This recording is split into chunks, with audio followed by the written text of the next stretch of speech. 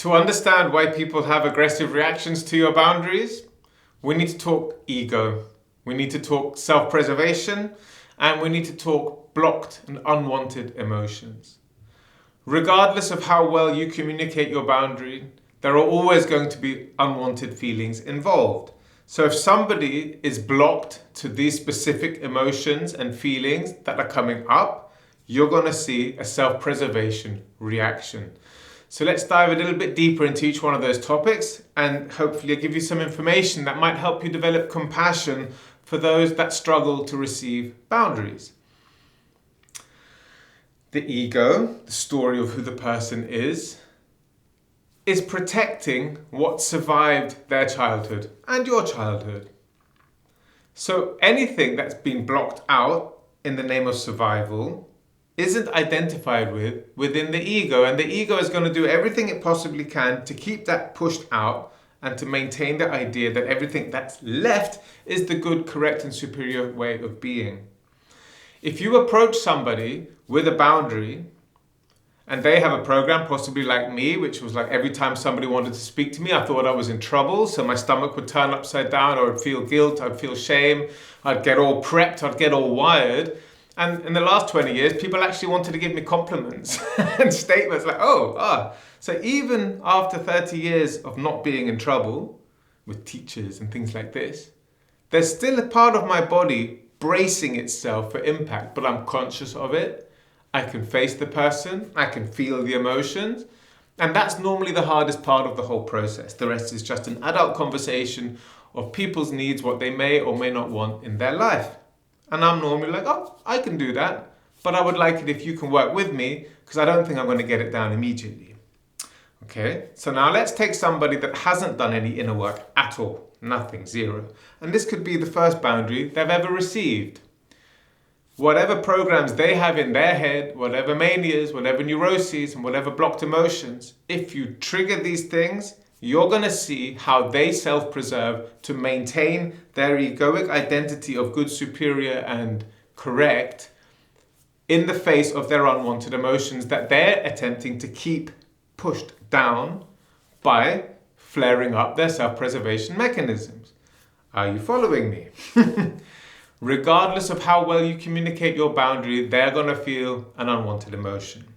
If they are unable to feel that unwanted emotion, what you're going to see is their self-preservation that they use to maintain their idea of good, superior, and correct in the presence of that unwanted emotion.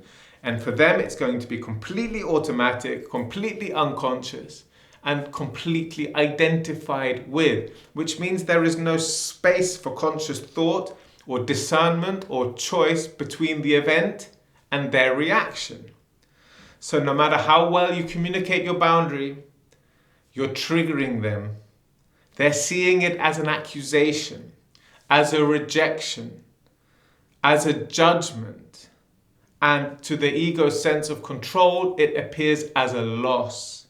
You see, we've developed dynamics with people. We've got exchanges going on. We've got power dynamics, all these different things going on, and we've never discussed them. They can be reinforced simply by a look, by a handshake, and by the way we talk to each other. Each dynamic you have with each person is slowly cementing and exaggerating into more polarized roles as we grow unconsciously.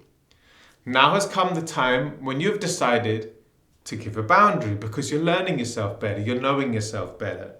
So you approach this person to say, I need la la la la la in my life. I don't need la la la la la in my life.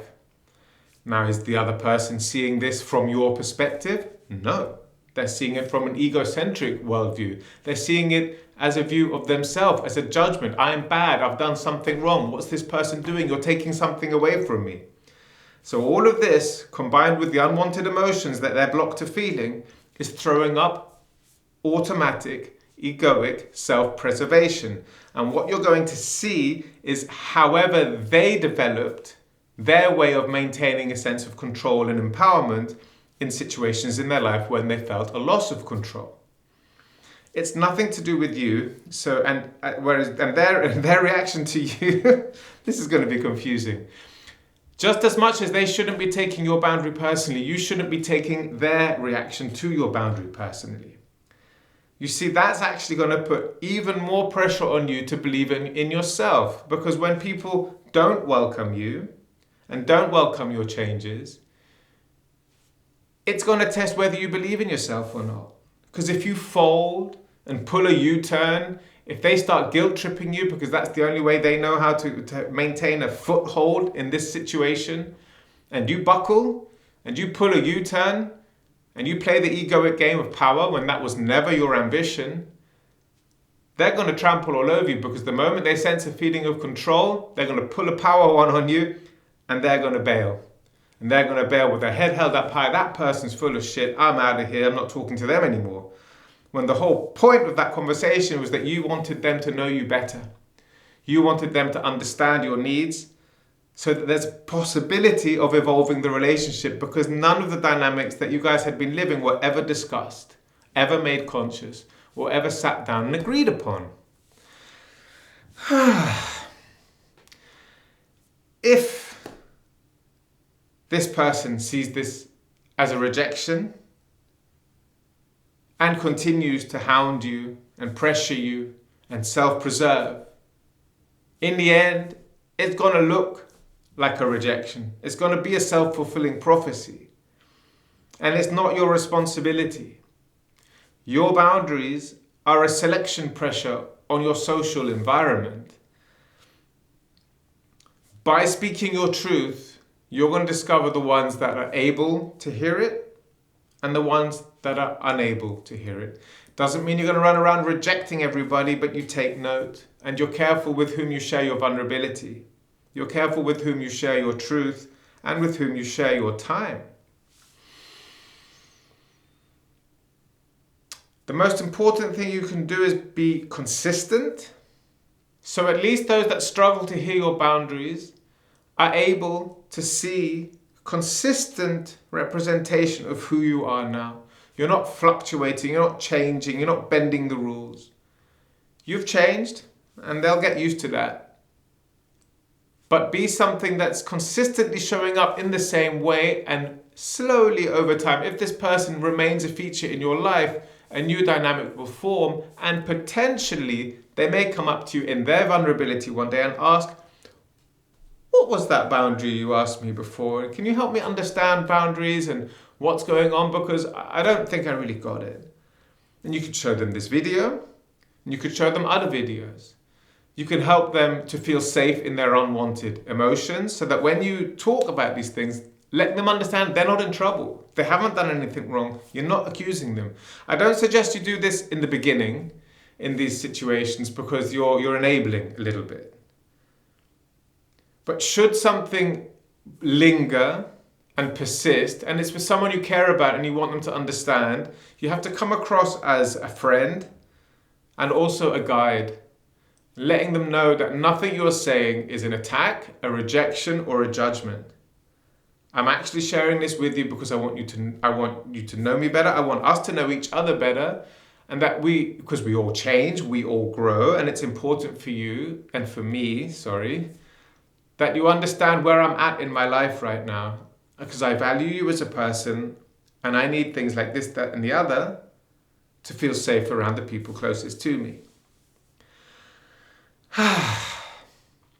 One last thing I'd like to share is that a lot of these people are in our lives because we don't actually know where our boundary is yet.